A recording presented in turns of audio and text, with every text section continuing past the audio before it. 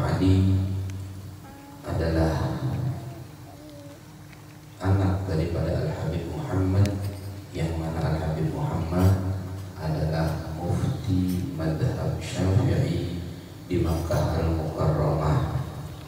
Di antara murid-murid daripada Al-Habib Muhammad pun banyak daripada ulama-ulama Banjar di zaman itu, kira-kira mungkin 150 atau 100 sekian tahun yang lalu. Al-Habib Ali bin Muhammad bin Husain Al-Habsyi dididik oleh ayahanda beliau dan mulai lagi halus dididik untuk mencintai para ulama dan mencintai para auliya wassalihin. Di antara kebiasaan Al-Habib Ali, apabila beliau bertemu lawan orang alim atau lawan habib yang wali, beliau langsung menghadap ke Sidin dan mengisahkan pada Sidin, tadi ulun hanya mendapat habib fulan atau wali fulan atau orang alim fulan. Maka pada saat itulah sang ibu yang sangat sayang kepada anaknya mendoakan dan meminta kepada Allah, ya Allah, berikanlah, jadikanlah anakku melebihi daripada orang-orang yang dia sebutkan tadi.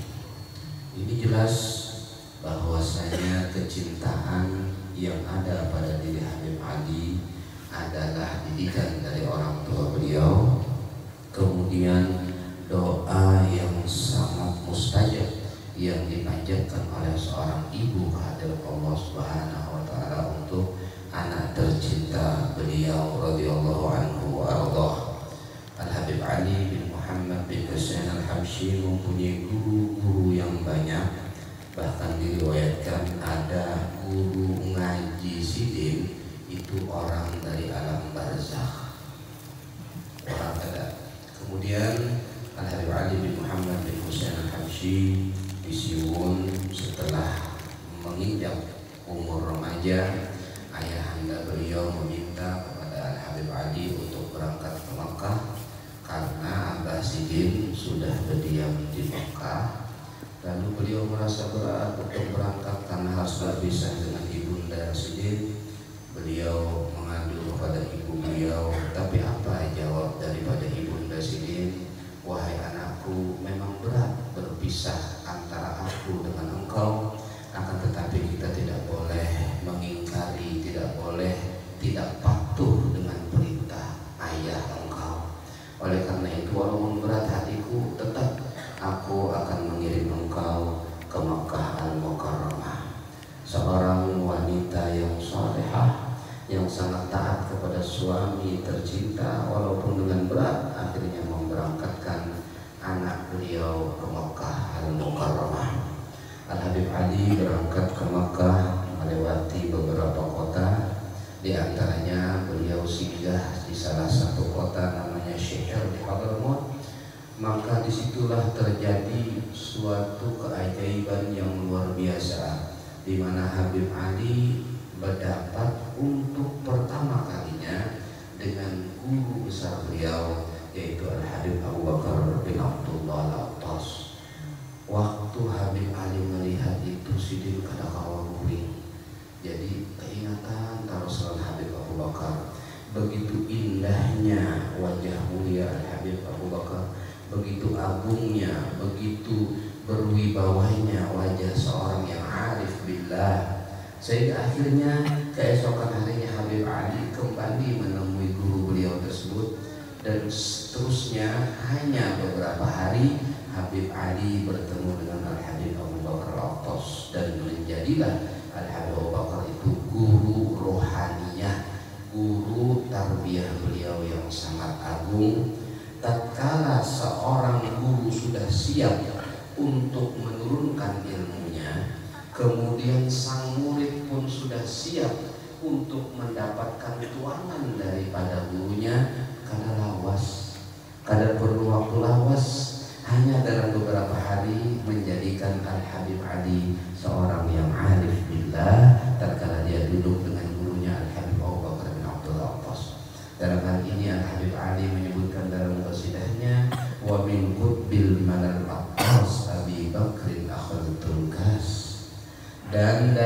bil malal atas Abi Bakar, aku telah mengambil tuangan ilmu dan dengan berkat beliau maka memancarlah cahaya dalam diriku pada Habib Ali. Kemudian Habib Ali melanjutkan perjalanan ke Makkah. Di situ beliau didik langsung oleh ayahanda beliau Al-Habib Muhammad bin Husain bin Abdullah bin Syekh Al-Habashi, mufti Makkah mazhab Syafi'i. Dan di antara didikan Abah Sidin, karena beliau bersama saudara beliau, apabila sholat berjamaah dari tempat kediamannya Habib Muhammad itu menuju Masjidil Haram berjalan gratis, itu disuruh berampang kada pulih belapas tangan, tulaknya berampang, kemudian sampai di Masjidil Haram, buliknya pun berampang, kada boleh lepas tangan ini. Habib Muhammad ditanya, kenapa ya Habib? Jadi kayak itu, aku tidak ingin anakku nanti kalau terlepas jabatan tangannya dengan saudaranya akan menjabat tangan kawan-kawan yang lain, akhirnya nanti mempunyai pengaruh-pengaruh yang lain. Begitu takutnya beliau, begitu hati-hatinya beliau, padahal kan perjalanan itu berapa menit, kada jauh rumah sini dengan Masjidil Haram, tapi takut di tengah jalan itu dia terpengaruh dengan keadaan fulan, maka beliau tekankan bahwasanya anak-anaknya tidak boleh toleh kanan, tidak boleh toleh kiri. Apabila berangkat ke Masjidil Haram kemudian boleh. Diriwayatkan bahwasanya Maulana Syekh Muhammad Arsyad Al-Banjari 30 tahun lebih berada di Makkah Al-Mukarramah. Beliau tidak mengetahui jalan-jalan di Makkah. Yang beliau tahu cuma dari rumah Sidin, masjid ke rumah Guru Sidin, rumah Sidin, masjid, rumah Guru Sidin. Kada tahu nama lain. Kada model kita, oh ya ini hanya satu materi. Ya Allah, hafal sudah gang sini, gang situ, mallnya di sini, supermarketnya di situ, dan lain sebagainya. Kenapa? Karena yang dipikirkan mereka waktu menuntut ilmu tiada lain kecuali ilmu, tiada lain hanya Allah dan Rasulullah Sallallahu Alaihi Wasallam. 30 tahun Datuk Kalampeng kada tahu sih jalan-jalan di kota-kota Mekah, yang dia tahu cuma jalan menuju rumah gurunya atau menuju Masjidil Haram radhiyallahu anhu warḍah. Ini adalah sejarah orang-orang bahari yang seharusnya kita bertahan, ikut untuk berusaha mengompati. Al-Habib Ali bin Muhammad Al-Habashi, tatkala beliau menyaksikan banyaknya penyimpangan-penyimpangan, beliau mengatakan, wa mimma yasurrul qalba minni luzumukum tariqata abai wa ahli wa ajdadi. Yang menggembirakan aku, ya Habib Ali, bubuhan ikannya jangan menyimpang daripada tareqatnya ayah, datu, nenek, kakek, daripada keluarga-keluargaku. Kita alhamdulillah bersyukur kepada Allah, kita baca maulid, yang mana maulid ini sudah dibaca puluhan tahun sebelumnya oleh guru-guru kita, di antaranya guru besar kita Asy-Syaikh Al-Arif Billah Asy-Syaikh Muhammad Zaini bin Abdul Ghani, guru sekumpul. Bahkan cara kita membacanya pun berusaha untuk sama dengan keadaan beliau membaca. Bahkan tukang bacanya pun keluarga Sidin dan lain sebagainya. Ini salah satu bentuk kita ingin mengembalikan dan ingin supaya kita punya hubungan dengan mereka. Kada usah kita ungkap nama yang model begini, model begitu dan lain sebagainya. Orang-orang Hadramaut mengatakan kasratul lahni tudhib nurul basida, terlalu banyak lagu atau dan lain-lain itu bisa menghilangkan cahayanya basidah. Kita alhamdulillah menyaksikan yang dibaca di sini, alhamdulillah pernah dibaca di sekumpul hama qalbi, kemudian ya khairah hadi dan sebagainya. Tetapkan dalam keadaan seperti ini supaya sirnya terus mengalir kepada kita, sirnya terus ada kepada kita dan kita bersama mereka. Amin ya rabbal alamin. Habib Ali mengatakan demikian. Kemudian tatkala Al-Habib Ali menyaksikan banyaknya keluarga-keluarga yang baik yang ikut keadaan-keadaan yang tidak baik, beliau mengatakan hayyar bi'adli wa fi mislih taharul uqul mailul furu'iz zakiyati an tariqil usul. Mengherankanku, ya Habib Ali Habsyi, Memang pantas seharusnya heran. Kenapa? Banyaknya keluarga-keluarga yang baik ternyata tidak mengikuti jejak ayah dan ibunya, jejak nenek dan kakeknya. Kita harus mengikuti seperti Al-Habib Abdullah Haddad mengatakan, gadaman ala gadamin bijiddin auza'i, setapak demi setapak melangkah mengikuti jejak kakek yang termulia, yaitu Nabi Muhammad sallallahu alaihi wasallam. Alhamdulillahirabbil alamin. Al-Habib Ali bin Muhammad bin Husain Al-Habsyi membangun pesantren beliau pada tahun 1296. Dan beliau mengatakan waktu membangun pesantren itu, beliau mengatakan tatkala mendirikan pintunya yang melewati nang melimpas di pintu ini, ujar sidin, aku jamin dia masuk surga. Mudah-mudahan kita sampai ke sana. Amin ya rabbal alamin. Ziarah makam beliau. Amin ya rabbal alamin. 7 tahun kemudian Al-Habib Ali Al-Habsyi membangun masjid beliau yang disebut Masjid Ar-Riyadh di Siwon, yang mulia ini berada pas di depan makom daripada beliau Al-Habib Ali Al-Habsyi.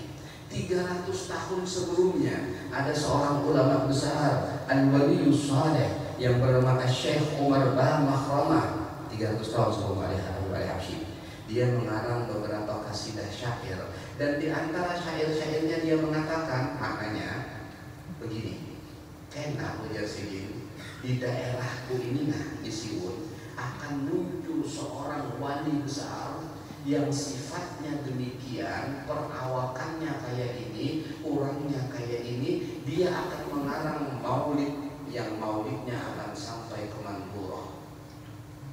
Kita bingung Mandura ini mana, wallahu a'lam. Kawan-kawan ada yang mengatakan itu di mana, di Afrika, tapi ada yang bilang di Indonesia. Di Indonesia katanya Mandura, Indonesia, wallahu a'lam. Cuma bisa juga artinya Mandura itu sesuatu yang jarang, nadir dari bahasa Arab, nadir, wallahu a'lam. Tapi yang jelas itu adalah ramalan kasyafnya seorang waliullah Syekh Umar bin Makhramah. Itu kuburan beliau pun dekat dengan kuburan Habib Ali Habsyi di sebelahnya, yaitu di Kubah, mempunyai kubah sendiri. Itu beliau mengatakan 300 tahun yang lalu dia akan melakukan demikian. Banyak para aulia wa shalihin yang mereka mempunyai ilmu-ilmu yang tinggi dan mereka mampu menembus masa yang akan datang. Kaina di sini akan ada, kaina di sini akan ada majlis, kaina di sini akan ada pesantren, kaina dan lain sebagainya. Pada waktu Al-Habib Ali bin Abdullah bin Syahab membaca manaqib Syekh Abu Bakar bin Salim, dia menemukan bahwasanya Syekh Abu Bakar bin Salim mengatakan, sejak aku dilahirkan sampai aku meninggal dunia, dosa dan kesalahannya orang yang mencintai aku dihapus oleh Allah Subhanahu wa taala. Akhirnya beliau mengatakan, loh, kata-kata seperti ini di zaman ini, kata Habib Ali, siapa yang mengatakan demikian? Kemudian beliau tertidur. Pada waktu sidin guring dia bermimpi bertemu datuk yang keberapa daripada beliau, yaitu Syekh Ali bin Abi Bakar As-Saqqar. Kemudian Syekh Ali mengatakan kepada Habib Ali bin Abdullah bin Syahab, Amma al-Habsyi takallam bihadzal kalam. Pamanmu Ali Habsyi, Ali Habsyi Sayyidul Maulid juga ngomong seperti ini. Artinya kalau sejak dia lahir sampai meninggal dunia yang mencintai beliau tidak ditulis dosanya di sisi Allah Subhanahu wa taala. Ini adalah karunia Allah, ini adalah keberkahan yang Allah berikan kepada orang-orang yang mencintai mereka. Oleh karena itu, orang yang cinta dengan mereka selalu dalam lindungan mereka. Awama alimta bi annana ahlul wafa wa muhibbuna ma zala tahta liwana. Tahukah engkau, kami ini selalu membalas jasa. Yang cinta lawan kami pasti dalam lindungan kami. Mudah-mudahan kita mendapat lindungan dari Allah dengan berkat mereka. Amin ya rabbal alamin.